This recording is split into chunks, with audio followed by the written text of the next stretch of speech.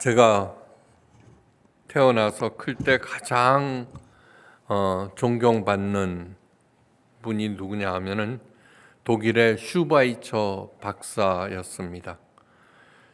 이 슈바이처 박사는 20세기의 성자라고 일컬음을 받았습니다.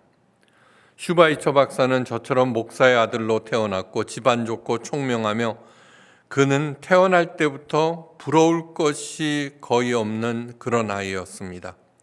그는 30세 이전에 이미 신학과 철학에서 2개의 박사학위를 가지고 있었고 30세 되기 전에 이미 대학 교수로 활동하고 있었습니다. 게다가 그는 오르간 연주자로서 유럽 전역을 돌며 활발한 연주 활동을 하고 있었습니다. 천재였습니다. 그렇게 잘 나가던 그가 30세가 되던 해 그 모든 것을 뒤로 하고 다시 의과대학에 입학합니다. 의과대학 예나 지금이나 어렵기는 마찬가지입니다. 수년 동안 열심히 공부해서 의학 박사 학위를 받고 의사가 됩니다. 그는 또 하나의 튼튼한 날개를 달게 된 것입니다. 그런데 슈바이처 박사는 그 날개를 달자 멀리 아프리카 람바렌의 밀림 속으로 날아갑니다. 그곳에서 모든 인류에게 버림받은 원주민들을 살리는 일에 나머지 일생을 바칩니다. 그가 그런 결정을 하게 된 계기는 아주 옛날로 거슬러 올라갑니다. 초등학교 시절 한 반 동료와 싸움을 하게 되었는데 소년 슈바이처가 그 아이에 올라타고 주먹을 들었습니다. 그러자 밑에 깔려있던 아이가 이런 말을 합니다. 나도 너처럼 매일 고기를 먹으면 너를 얼마든지 이길 수 있어. 그 말에 슈바이처는 큰 충격을 받습니다. 그는 가난한 광부의 아들인데 그동안 모두 다 자기처럼 잘 먹고 잘 사는 줄 알았습니다. 처음으로 가난의 실체, 왜 그들은 냄새가 나고 낡은 옷을 입고 있으며 점심시간이 되어도 밥을 먹지 않는지, 왜 학교에 와서는 풀이 죽어 있으며 공부는 하지 않고 언제나 멍청한 표정을 짓고 있는지 그 실체를 알게 되었습니다. 그 이후 소년 슈바이처의 뇌리에는 가난한 사람에 대한 생각이 한시도 떠나지 않았다고 말하고 있습니다. 그리고 그는 결심하게 됩니다. 30세까지는 자신을 위하여 살지만 그 이후로는 가난한 사람들을 위해서 살리라. 체스터톤이라는 사람이 이런 말을 하였습니다. 성자란 세상이 간과해버리는 것을 크게 생각하는 사람이다. 슈바이처 박사는 세상이 잊어버린 아프리카 원주민들을 크게 생각하였습니다. 그런데 슈바이처 박사에게 그러한 삶의 태도를 가르쳐 주신 분이 있습니다. 바로 우리 주 예수 그리스도십니다. 예수님은 세례 요한으로부터 세례를 받으셨습니다. 40일 금식 후에 광야에서 사탄으로부터 시험을 받으셨고 그 시험을 이기셨습니다. 지난 3주간 동안 예수님의 시험에 대해서 우리들은 상고해 보았습니다. 절대로 잊어서는 안 됩니다. 그때가 바로 예수님의 30세 때 일입니다. 이제 예수님의 공생애가 시작된 것입니다. 그런데 예수님께서 가신 곳은 하나님의 도성 예루살렘이 아닙니다. 로마로 가신 것도 아닙니다. 예수께서 요한이 잡혔음을 들으시고 갈릴리로 물러가셨다라고 마태는 적고 있습니다. 자신의 안전을 도모하기 위해서 갈릴리로 가신 것처럼 들리지만 누가복음에서는 이렇게 전합니다. 예수께서 성령의 권능으로 갈릴리로 돌아가시니. 예수님은 성령에 이끌려 갈릴리로 돌아가셨다. 왜냐하면 갈릴리가 바로 예수님의 고향 땅이기 때문입니다. 갈릴리가 어떤 곳이기에 그분은 예수님은 갈릴리로 돌아가신 것일까? 이 갈릴리라고 하는 것은 지금 우리나라로 치면은 경기도, 경상북도 하는 그 지방을 말합니다. 갈릴리는 그 당시 가장 살기 어려운 곳이었습니다. 땅도 대체로 비옥하고 갈릴리 호수도 있어서 수확물도 많았습니다. 그러나 대부분 지주의 몫으로 돌아갔고 그나마 남은 것도 로마와 유대 당국의 혹독한 세금으로 빼앗겼습니다. 게다가 악천후로 농사를 망치는 경우가 많았고 약도 의사도 없는 그곳에 질병이 간단없이 찾아와서 그들은 언제나 고통과 슬픔에 빠지게 하였습니다. 그래서 도저히 살 길이 없는 갈릴리 사람들은 목숨을 걸고 항거하였고 그때마다 로마와 중앙정부로부터 극심한 탄압을 받았습니다. 예수님 탄생하실 즈음에 갈릴리에서 큰 반란이 일어났고 그 결과 갈릴리 사람 무려 2,000명이나 로마로부터 십자가형을 받았습니다. 그렇게 갈릴리는 한이 많고 원망이 많은 그런 땅이었습니다. 또한 갈릴리는 예루살렘으로부터 가장 멀리 떨어진 종교적으로도 문화적으로도 최고로 낙후된 곳이었습니다. 당시 랍비 문학에는 갈릴리 사람들을 촌뜨기들이라고 적었습니다. 갈릴리 사람들은 무식하고 사투리가 엄청 심해서 다른 지역 회당에서는 토라 낭독을 허락받지 못할 정도입니다. 저 사람은 사투리가 심하니까 예배 순서에 절대로 넣지 말라는 것과 마찬가지입니다. 성경 곳곳에서도 갈릴리에 대한 천시의 기록이 많이 있습니다.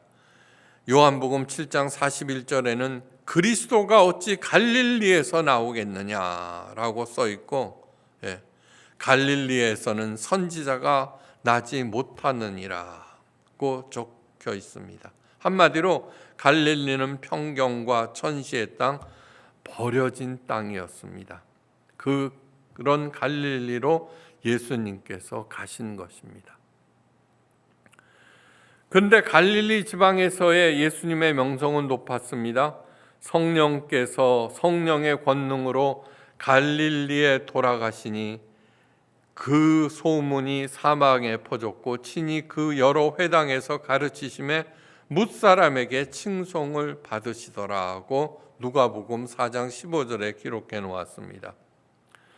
그렇게 갈릴리 나사렛에서 사시던 예수님은 공생애를 시작하신 후 주로 교통의 요지인 가버나움에서 활동하였습니다. 이 가버나움도 갈릴리 지방의 한 도시의 이름입니다. 마태는 예수님께서 그렇게 하신 것은 구약 이사야서 9장 1절에서 2절 말씀을 이루기 위해서라고 말합니다. 이는 선지자 이사야를 통하여 하신 말씀을 이루려 하심이라. 일러스되 스불론 땅과 납달리 땅과 요단강 저편 해변길과 이방의 갈릴리여 흑암에 앉은 백성이 큰 빛을 보았고 사망의 땅과 그늘에 앉은 자에게 빛이 비추었도다 하였느니라. 마태복음을 기록한 이유는 뭐냐 하면은 유대교 신자들을 예수님을 메시아로 받아들이게 하기 위해서였습니다. 또한 70회나 구약의 말씀을 갖다가 인용하고 있는데 이것은 하나님의 약속은 반드시 이루어진다. 당시 유대인들은 이사야서 구약에 대해서 정통해 있었습니다. 그런데 사실 너희들이 그렇게 잘 알고 있는 이사야서는 바로 예수님께서 오셔서 하시는 활동이 그 예언의 말씀이 이루어지기 위해서다라고 하고 있습니다. 우리가 하나님의 말씀 열심히 읽고 공부하고 또 설교를 듣습니다.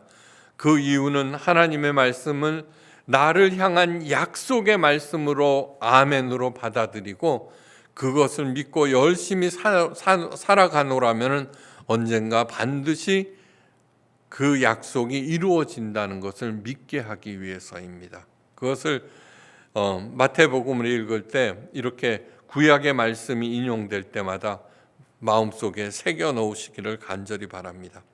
고통과 가난과 아픔의 땅에 밝고 따뜻한 빛을 비추기 위해서 예수님께서 오신 것입니다.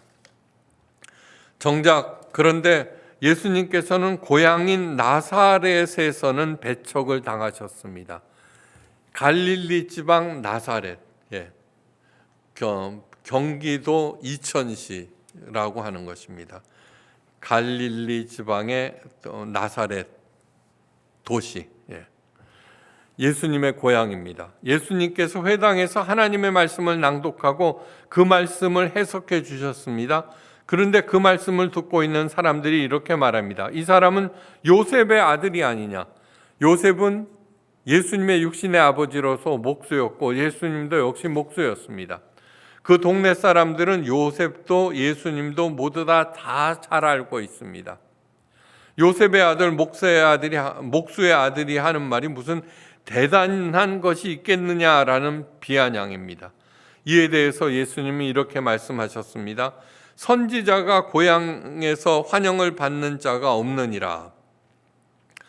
이 말씀에 이어서 오랜 가뭄에서 구원을 받은 사렙다의 한 과부와 문둥병에서 나음을 받은 나아만을 거론하시면서 하나님의 말씀을 거부하는 사람들은 소돔과 고모라 사람과 같다고 그렇게 하셨습니다.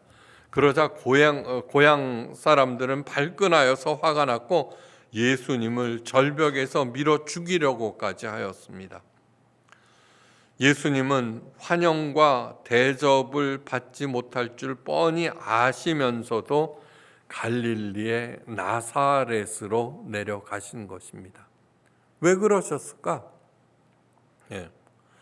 그렇게 예수님은 자꾸 계속해서 낮아지셨고 자꾸 험한 곳으로 내려가셨습니다. 예수님의 그러한 삶을 슈바이처 박사가 알고 그도 따라 예수님과 함께 그렇게 아프리카 람바레네로 가신 것입니다. 더욱 놀라운 것이 하나 있습니다. 그것은 부활하신 다음에도 예수님은 갈릴리로 가셨다는 사실입니다. 예수님께서 돌아가신 후 몇몇 여인들이 예수님의 무덤을 찾았습니다. 거기서 천사로부터 놀라운 말을 듣습니다. 또 빨리 가서 그의 제자들에게 이르되 그가 죽은 자 가운데서 살아나셨고 너희보다 먼저 갈릴리로 가시나니 거기서 너희가 배우리라 하라. 부활하신 예수님이 또 갈릴리로 내려가셨다는 것입니다.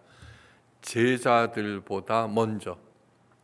당시 예루살렘에서 십자가에 못 박히셨죠. 바로 제자들은 예루살렘에 남아서 전전긍긍하고 있을 때 그 여자들이 예수님의 부활 소식을 전하면서 천사로부터 들은 말을 너희보다 먼저 갈릴리로 가시나니 거기서 너희가 그분을 배우리라 하라. 또한 예수님은 언제나 기꺼이 자신을 나사렛 예수라고 불리심을 기뻐하셨습니다. 예루살렘은 하나님께서 거하시는 하나님의 성전에 있는 세상에서 가장 거룩한 도성이었습니다. 그럼에도 하나님의 아들이신 예수님은 예루살렘 예수라고 하지 않으시고 언제나 나사렛 예수라고 하셨습니다. 자기를 죽이려고 했던 그 나사렛. 갈릴리 지방으로 내려가신 예수님께서 하신 첫 말씀을 첫 말씀은 회개하라 천국이 가까웠느니라입니다. 네. 회개하라 천국이 가까웠느니라. 회개에 해당되는 헬라어 메타노이아는 돌아서다는 뜻입니다.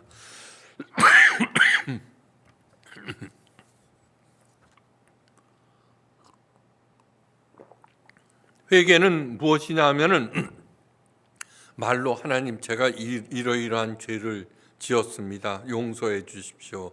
라고 하는 그런 말로 끝나는 것이 아니라 메타노이아는 돌아서다.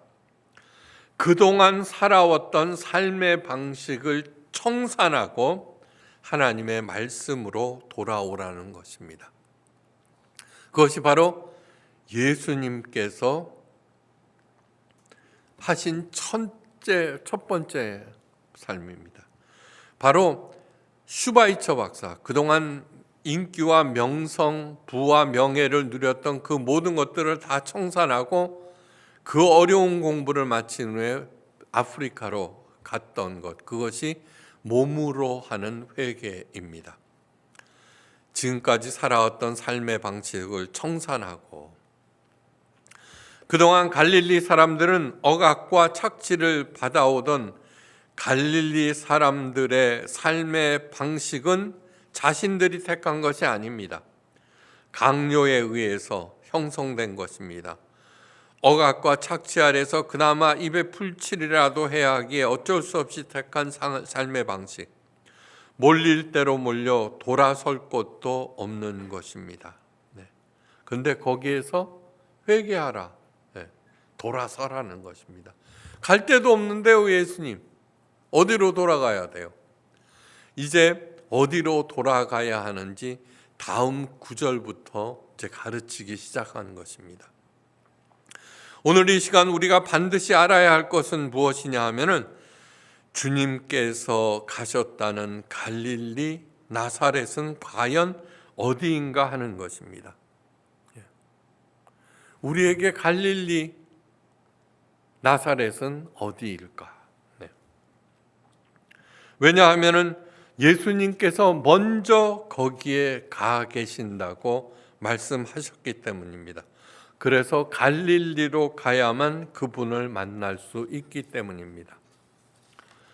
21세기를 살아가고 있는 우리들은 굶지는 않습니다. 병원과 의사가 지천에 있습니다.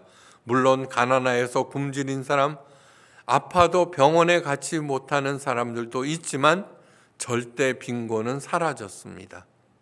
그렇다면 가난하고 어려운 지역으로 자꾸 낮아지신 예수님은 대한민국의 강남에 계시지 않으실 것입니다.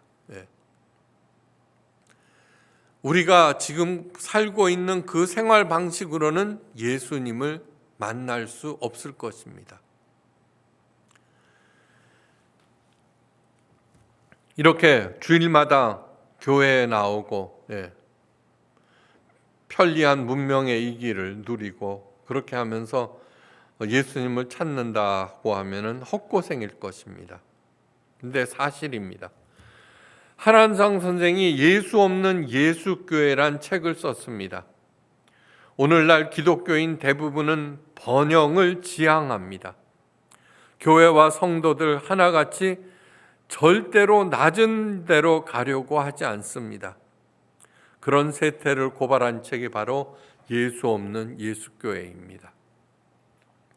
그래서 사렙다 가부와 나아만 장군만이 구원을 받았다는 말이 사실일 수도 있습니다.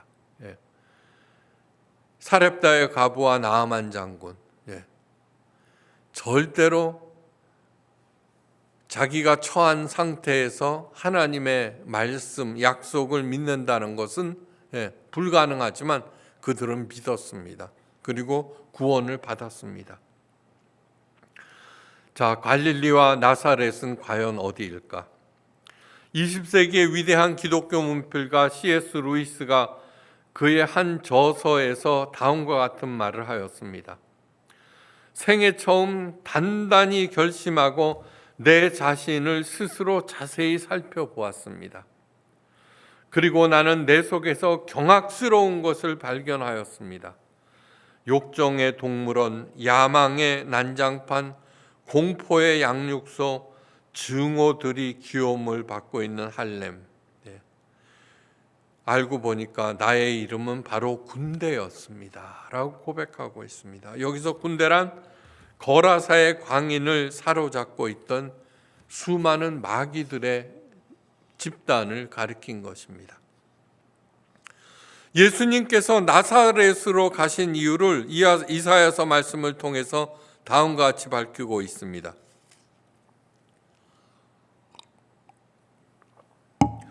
주의 성령이 내게 임하셨으니 이는 가난한 자에게 복음을 전하게 하시려고 내게 기름을 부으시고 나를 보내사 포로된 자에게 자유를, 눈먼 자에게 다시 보게 함을 전파하며 눌린 자를 자유케 하고 주의 은혜를 전파하게 하려 하심이라. 누가복음 4장 18절 말씀입니다. C.S. 루이스의 자기 자신을 들여다보면서 발견한 것은 자기야말로 포로된 자이고 눈먼 자이고 눌린 자라고 한 사실입니다.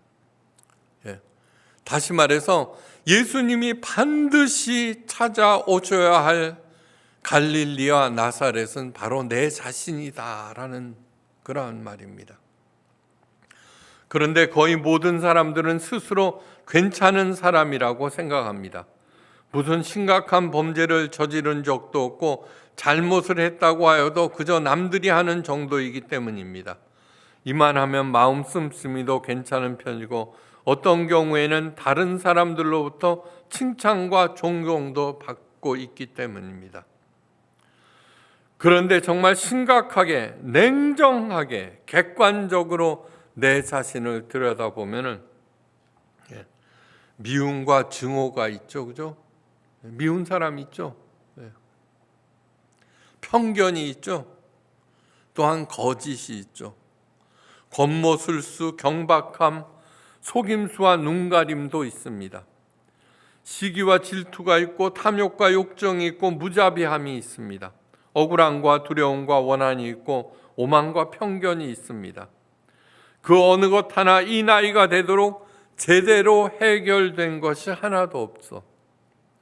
오히려 나이가 들수록 이성과 인내는 사라지고 나쁜 것들이 두드러집니다. 제가 나이가 들면서 제 스스로에게 느끼고 있는 것입니다. 나이가 들면은 더 넓어지고 깊어져야 하는데 아니요, 더 좁아지고 편협해집니다. 이 모든 것에서 자유로운 사람은 단 한 명도 없습니다. 거기에서 벗어날 수도 없습니다. 이 말씀은 무엇이냐 하면은 이미 내가 그 사실을 인정할 때 내 안에 이미 와 계신 예수님을 볼 수 있다는 것입니다. 그리고 그분을 보라는 것입니다. 저는 지금 하나님의 말씀을 전하고 있습니다. 거룩한 일입니다. 그러나 저를 화나게 해서 원숭이처럼 만들기는 식은 죽 먹기보다 쉽습니다. 제 속은 금방 지옥 그 자체가 되어버립니다. C.S. 루이스 말대로 다름 아닌 내 자신이 군대입니다. 오늘의 갈릴리와 나사렛, 반드시 예수님께서 찾아오셔야 할 것은 내 자신입니다. 그런데 그 사실을 아직도 인정하지도 않는, 볼 줄도 모르는, 그 큰 잘못을 해놓고도 자기가 정당하다고 우기는 사람들이 세상의 대부분입니다. 대부분. 그런데 예수님께서는 나도 모르게 사이에 이미 와 계신다는 사실입니다. 그 예수님을 보라는 것이 교회가 세워진 목적이고 설교의 목적입니다. 정욕과 안목에,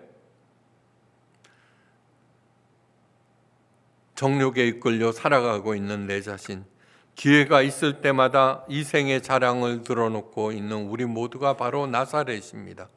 반드시 예수님께서 찾아오셔야 할, 이미 찾아와 계신, 우리들은 가난한 사람들입니다. 무엇보다도 마음과 심령이 가난한 사람.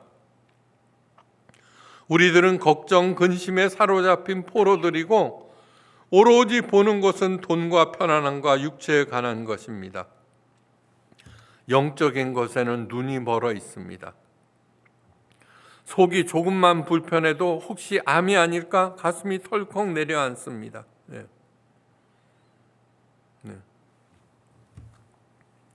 그런데 더 큰 문제는 그러한 사실을 인정하지 않고 또한 안다고 해도 그 문제를 속 시원하게 해결해 주지 못한다는 것입니다. 나 자신이 가난한 자요, 포로된 자요, 눈먼 자요, 눌린 자라는 사실을 인정하는 것은 그래서 너무너무 중차대한 문제입니다.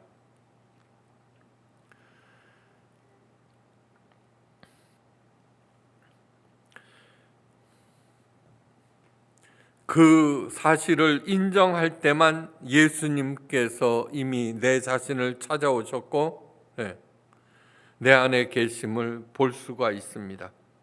그럭저럭 살만하십니까? 회개할 필요도 돌아설 필요도 느끼지 않으십니까? 그렇다면 나사렛 예수를 거부하는 예루살렘의 종교 지도자들과 바리새인들과 예수님을 낭떠러지에 밀치고자 했던 예수님의 고향 사람들과 같습니다. 내 자신이 누구보다도 예수님이 절실한 존재임을 인정할 때 예수님의 복음이 귀에 들려오고 그리고 옛 방식을 청산하고 그 복음을 향해서 돌아설 수 있습니다.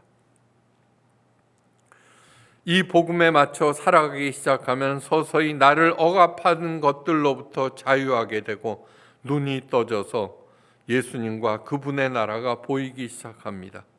마침내 어떤 상황에서도 흔들리지 않는 하나님 나라를 살게 됩니다. 그래서 예수님께서 회개하라, 지금까지 살아오던 방식을 버리거라, 천국이 가까웠느니라. 지금 현재의 삶이 지옥이고 내 안에 이미 찾아와 있는 예수님을 발견할 때 내 삶은 천국이 가까워나는 것을 알게 된다는 것입니다. 또 하나 중요한 사실은 이것입니다. 살아가면서 반드시 겪어야 하는 두려움, 공포, 근심, 불행, 슬픔, 외로움, 이 모든 것들, 거기에 예수님께서 먼저 찾아와 계신다는 것을 기억하시기 바랍니다. 부활하신 예수님께서 너희보다 먼저 갈릴리로 가리니 그곳에서 너희를 보리라 하신 것처럼 내가 그 어려움에 빠져 있을 때 이미 예수님께서는 그 자리에 와 계십니다. 그래서 내 닥친 불행에 휘둘리지 마시고 먼저 와 계신 예수님을 찾고 만나고 그분의 손을 붙잡고 회개하십시오. 회개한다는 게 뭐라 그랬어요? 메타노이아, 돌아서다는 얘기입니다. 그 나를 붙잡고 있는 그 모든 환난에 휘둘리지 않게 되는 것이 바로 회개입니다. 그리고 예수님의 손을 붙잡고 뚜벅뚜벅 가노라면은 지옥에서 벗어나 천국에 이르게 됩니다. 비록 광야와 갈릴리에서 살고 있지만 이미 천국을 향유하시는 저와 여러분 되시기를 주의 이름으로 축원합니다. 기도하십니다. 예수님께서는 이 땅에 오시자 가장 낮고 천한 곳인 갈릴리로 가셨습니다. 그 엄한 십자가 고난을 당하시고 돌아가신 후에도 부활하시사 너희보다 먼저 갈릴리로 가신다고 약속하셨습니다. 내 삶 자체가 구세주 예수님이 찾아오셔야 하는 갈릴리고 나사렛이고, 내가 환난과 근심 걱정에 휩싸일 때 바로 그 자리에 예수님께서 먼저 와 계심을 깨달아 알고 환난에 휘둘리지 마시고 예수님을 찾고 만나고 그분의 손을 붙잡고 지옥에서 벗어나 영원한 천국에 이르는 우리 모두가 되게 하옵소서. 예수님처럼 끊임없이 낮아지는 겸손한 삶을 살게 하시고 베푸신 그 모든 것들에 대하여 늘 감사하며 천국의 기쁨을 누리는 모두가 되게 하옵소서. 이제는 성부, 성자, 성령 삼위일체 하나님의 그 크신 은혜와 사랑과 은사와 능력이 이제 예수님의 손을 붙잡고 천국으로 향하고자 결단하는 하나님의 존귀한 자녀들과 각 가정 하시는 일들과 새로 세우는 계획과 무엇보다도 포이에마 예수교회 위에 지금부터 영원까지 함께 계시옵기를 간절히 기도하옵고 축원드리옵나이다. 아멘.